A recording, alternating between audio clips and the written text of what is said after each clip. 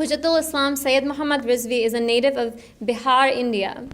In 1972, he began his religious studies in Qom and later advanced to the ability of ijtihad during the tutelage of Grand Ayatollah Wahid Khorasani. Answering the request of the Canadian Shia community, Sayyid eventually moved to Canada. Maulana Muhammad Rizvi has published numerous scholarly works addressing many topics such as Quran, Khums, purity, marriage, the Islamic will, Hajj, Imamat and Wilayat, and Islamic business ethics. Sayyid Muhammad Rizvi serves as a crucial figure in the building of bridges across faiths with the surrounding communities. He promotes peace, understanding, and interfaith dialogue. As our final speaker for this evening, he will be addressing the topic of relationship of ethics and law in the Shia school of thought. It is with great honor that I invite Hujjatul Islam Sayyid Muhammad Rizvi. Salatu Muhammad wa Ali Muhammad.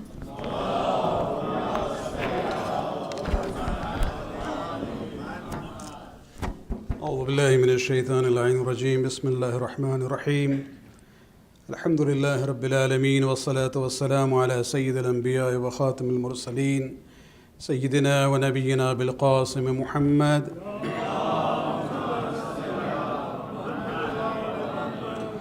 وعلى أهل بيته الطيبين الطاهرين المعصومين أما بعد.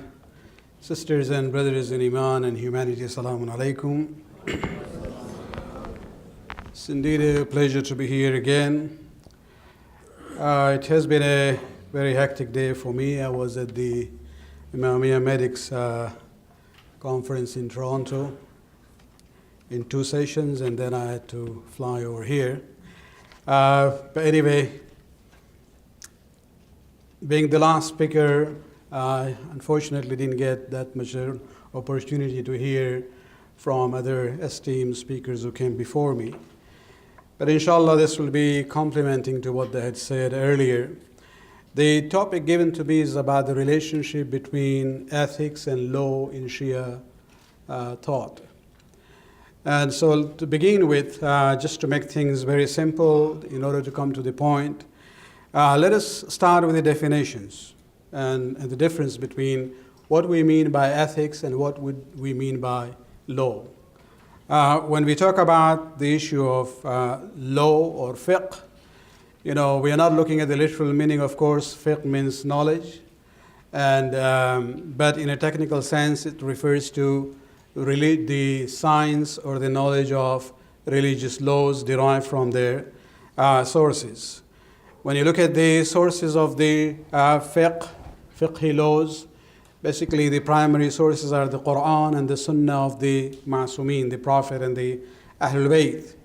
Of course, we have Ijma and Aql also, but I would classify that as secondary sources of fiqh, not primary. Because when we use these terms, Ijma and Aql, it's not used in the same way as it's used in the Sunni, fiqhi terminology. Ijma basically in a Shia fiqh would be consensus of the early ulama, which itself is actually a window into the sunnah of the ma'asumeen. Means maybe there was something which existed at that time which has not survived till our time. And if they were unanimous in an issue, although there is no hadith now, that ijma of the early ulama becomes a window into the sunnah of the ma'asumeen. So it's not an ijma by itself which becomes a source of law, rather its connection to the sunnah. Aql also is not an independent source of law as such. It is actually a very essential tool in order to understand the text of the Quran and the sunnah, and also to analyze and come to the conclusion as far as the sources are concerned, especially when you look at the issues of contradictions which might come up, or even the guiding principles with a mujtahid would formulate in order to guide people for new events which has not been mentioned in the Quran and the Sunnah. When we look at ethics, we are talking about akhlaq, and akhlaq comes from khulq, which is not the khalq of a person. Khalq is the physical dimension of a person. Khulq is the inner dimension of a person, and it refers to the inner disposition of a person. That's how we, when we react to certain events. When something happens, you react without thinking about it. And when you react to it in a positive sense, that shows your khulq is hasan. Otherwise, it would be khulq sayyi'ah. And this is where we talk about the difference between the laws and the ethics. Of course, the sources of akhlaq is also the Quran and the Sunnah and the pure fitra of the human being. Allah subhanahu wa ta'ala, when He says in Surah Al-Shams, فَأَلْهَمَهَا فُجُورَهَا وَتَقْوَاهَا. So there is an inner guidance that Allah subhanahu wa ta'ala has given to human beings, where the akhlaq becomes very important there. The sense of knowing what is right and what is wrong in a pure sense, provided our nafs is not, covered with the dust of sins. Fiqh deals with the actions of the people, whereas akhlaq deals with the qualities of the people. Fiqh talks about do's and don'ts. Akhlaq talks about what you should be and what you should not be. That is the difference. And so we have to keep those differences in mind to understand the relationship between fiqh and akhlaq. Coming to the relationship. Similarities, let us begin with that. Between fiqh and akhlaq, both are similar in a sense that they deal with human beings. They deal with actions and the motivations for those actions. One is fiqh and one is the akhlaq. When we look at the differences, and that's what I would like to come to actually the major part of my talk would be about it. While fiqh is wider in scope, akhlaq is narrower in scope. I don't want to go into that decision of how we look at Sharia in the Western context.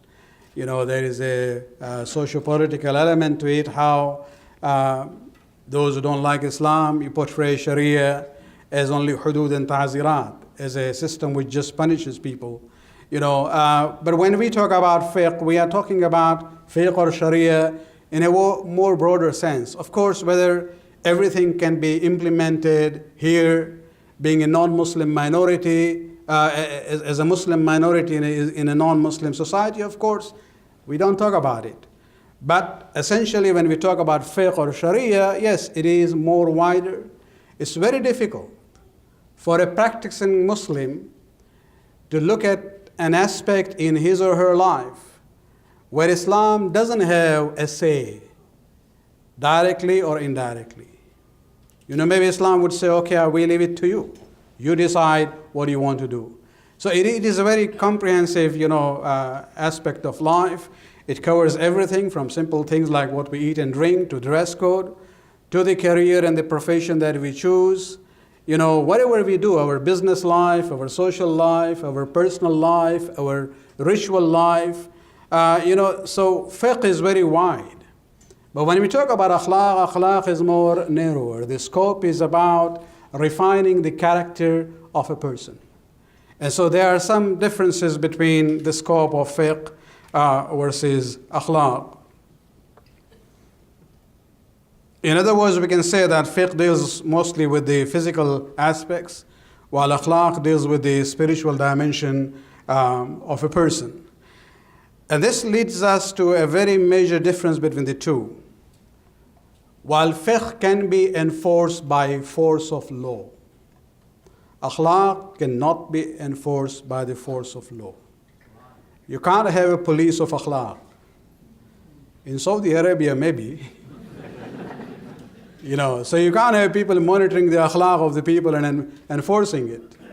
Laws, yes, that has to be enforced. But when it comes to akhlaq, this is enforced by what we call self-discipline or the conscience of a person. It is that element which will make sure we are on the akhlaqi path. Let me give you an example from the passage in Quran in Surah Ma'idah, Well, Allah subhanahu wa ta'ala talks about the importance of the laws revealed in the Torah and Injil and the Quran. The series of ayat are many, many there, but I'll just go to ayat number 45 of Surah Ma'idah, which shows us the difference between enforceability of laws versus ethics. You cannot really force ethics.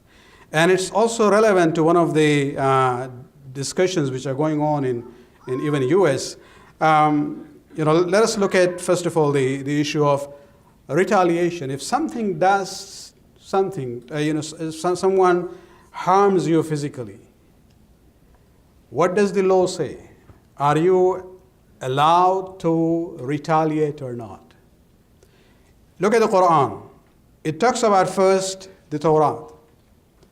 And it says that Allah subhanahu wa ta'ala revealed to the Bani Israel in the Torah that if somebody physically hurts you, then you have the right of qisas. You have the right to retaliate. And this is basically based on the concept of adl. Justice demands that if somebody does something wrong to you, you are allowed to take revenge in that way. But then we come to Injil, or probably I should write Injil in quotations there, where Jesus says that if somebody smites you on one cheek, turn the other. Although I have yet to see a Christian nation of the present time practicing that. If you just look at 9/11, the number of people who were killed here and the innocent civilians killed in Pakistan and Afghanistan, the numbers don't match. But anyway, that's a different story. So we see in Torah, Allah subhanahu wa ta'ala says, eye for an eye. In the New Testament, Jesus says, if somebody smites you on one cheek, turn the other. What does the Quran say? The other principle of forgiving is based on akhlaq. What Musa brought was based on fiqh and law. The law of retaliation is based on the principle of adl and justice. Whereas the concept of forgiving somebody who has done wrong to you is an ethical issue, not a legal issue. It is akhlaq. And that is based on the concept of rahmat, not on the concept of adl. Now look at the ayat of Quran. Quran basically combines both, but at two different levels. The first part of that ayat from Surah Ma'idah, let me just monitor my timing here, okay. Surah Ma'idah, Allah subhanahu wa ta'ala says, and in Torah, we prescribe for them a life for a life, an eye for an eye, a nose for a nose, an ear for an ear, a tooth for a tooth, and retaliation for wounds. Qisas. So this is something which Allah subhanahu wa ta'ala revealed to Musa alayhi salam. It is also there in the Old Testament. At least for that one ayat we can say it was part of the Torah, because Quran confirms that. And so this is as far as law is concerned. The law of retaliation based on justice. But then Quran moves to a different level and immediately says, yet whoever remits. What does it mean? Whoever gives away or his or her right of retaliation. So what you are being told that as far as the principle of justice is concerned, if somebody hurts you, justice demands that you will be given the right to retaliate in kind. But Allah subhanahu wa ta'ala says, hold on. You have that right, but you have the option of not exercising that right.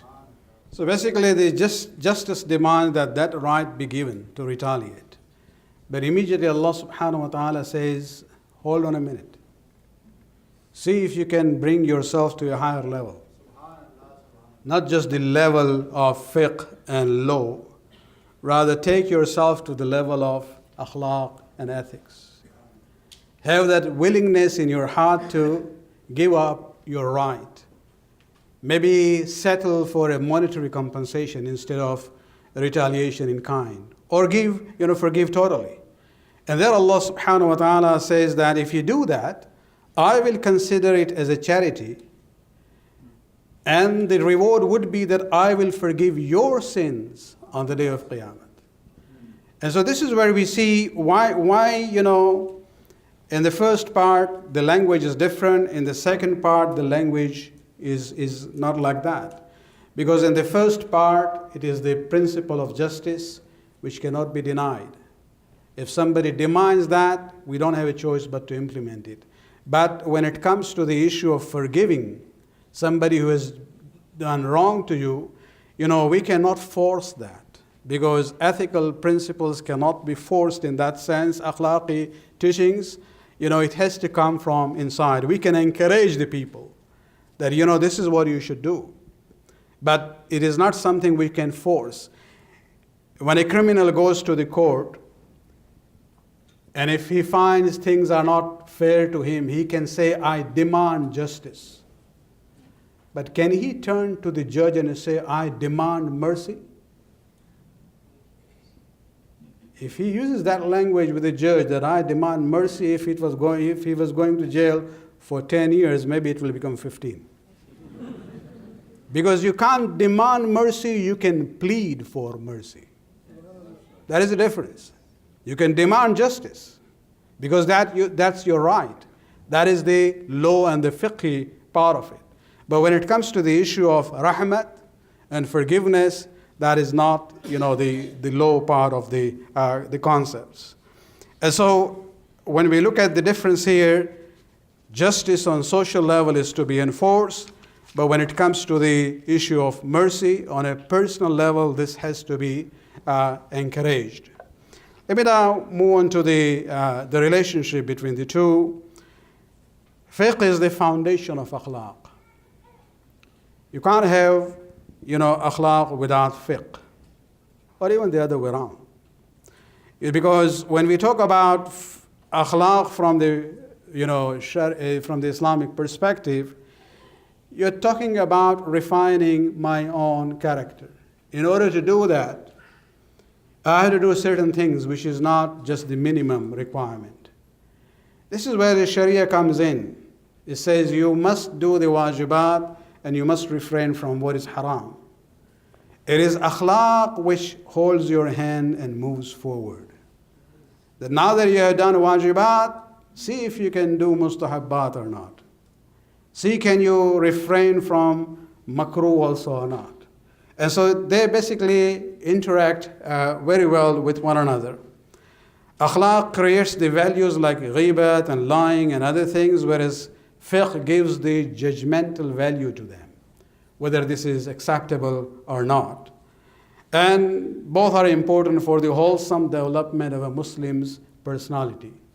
Let me emphasize on this term, wholesome development of a Muslim's personality. I think that's the main message I have. That when it comes to the issue of, development of a Muslim personality, this is where we are missing out when we separate fiqh from akhlaq. Allah subhanahu wa ta'ala in Surah Al-Jumu'ah, when he talks about the Prophet, he says the reason why he sent him, where he says, هُوَ الَّذِي بَعْثَ فِي الْأُمِّينَ رَسُولًا مِّنْهُمْ يَتْلُو عَلَيْهِمْ آيَاتِهِ. Number one, the role of the Prophet was to recite the ayat of Quran. Number two, yuzakkihim, to purify them. Not to pour water on them, rather purify them spiritually. And then he says, وَيُعَلِّمُهُمُ الْكِتَابَ وَالْحِكْمَةِ, and to teach them the book and the wisdom. So this issue of tazkiyah is part of the fundamental purpose of Islam, and that is why the Prophet was sent. I think the challenge that we have is to bring this element of law and ethics together.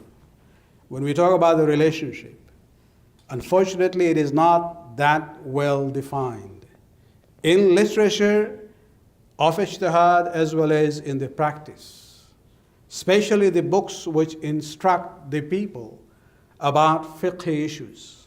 And let me, go to that. That is the main message that I would, would like to leave with you here. The disconnection between fiqh and akhlaq. Our mujtahideen, of course, it's not that they don't have akhlaq or they don't know about akhlaq or they don't know ilm al-akhlaq. No, their life is based on taqwa, which is essence of akhlaq. There's no problem in that. I think the problem is there when we talk about giving instructions to the general people. There we see the disconnect. And I will go a step by saying, if you look at the Risala Amaliya, Tawzil Masail, the common text used by the Shia Muslims around the world to know what is halal and what is haram, what is wajib and what is not wajib. This is the common book that we have. If you look at that, I don't think that was the purpose, but the way it has evolved, that's where we see the missing link, the disconnection between fiqh and akhlaq, where you have a situation where many people, many Shia, they have a lopsided development. They are very particular as far as rituals are concerned. But you will see the same person, put them in a situation where they interact with other people. And you will be surprised. This is a person who comes for namaz 5 times a day in the masjid. Then you put that same person in a home environment and look at the behavior with the members of the family. A person who is punctual in namaz, for example, very punctual when it comes to fasting and everything, when they go to the business,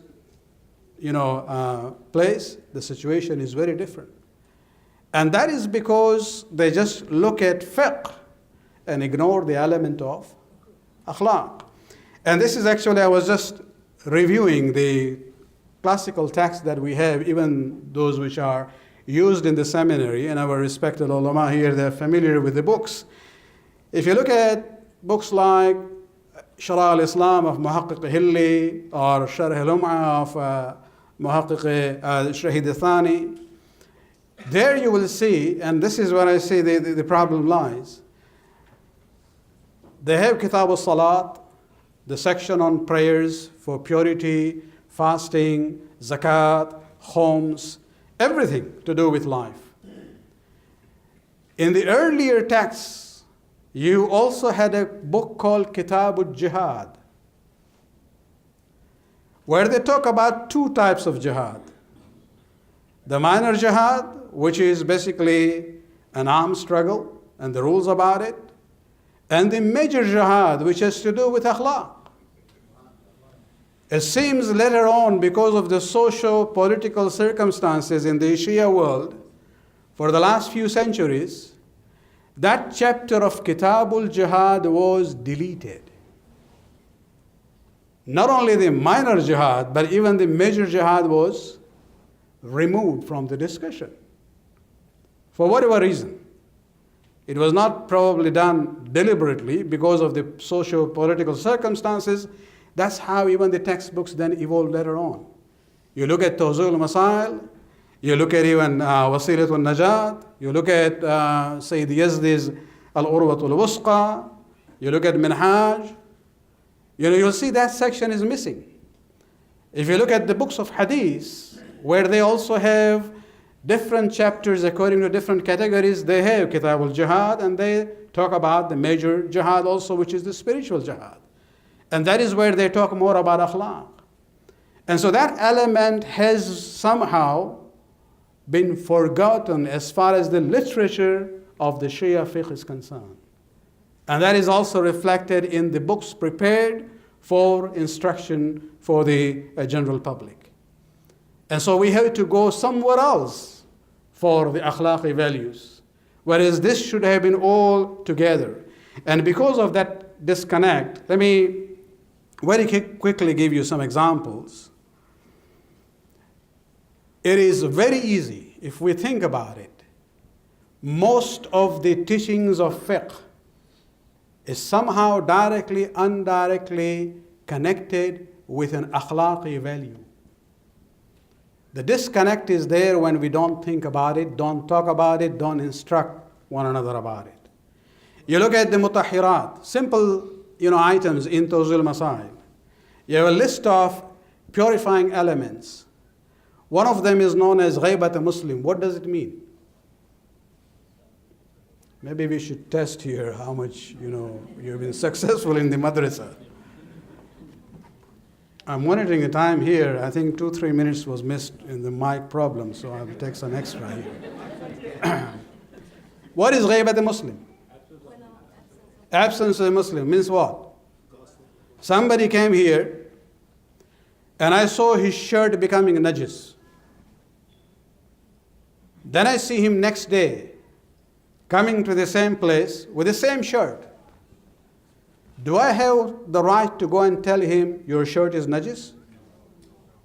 What does the teaching of ghaybat a Muslim say? Because it was 24 hours gap, there was a possibility that he went home, purified his shirt, is the same one, is not as rich as you. He had to wash it and put on the same shirt and he came back. You assume that to be pak and tahir. What does this law teach us?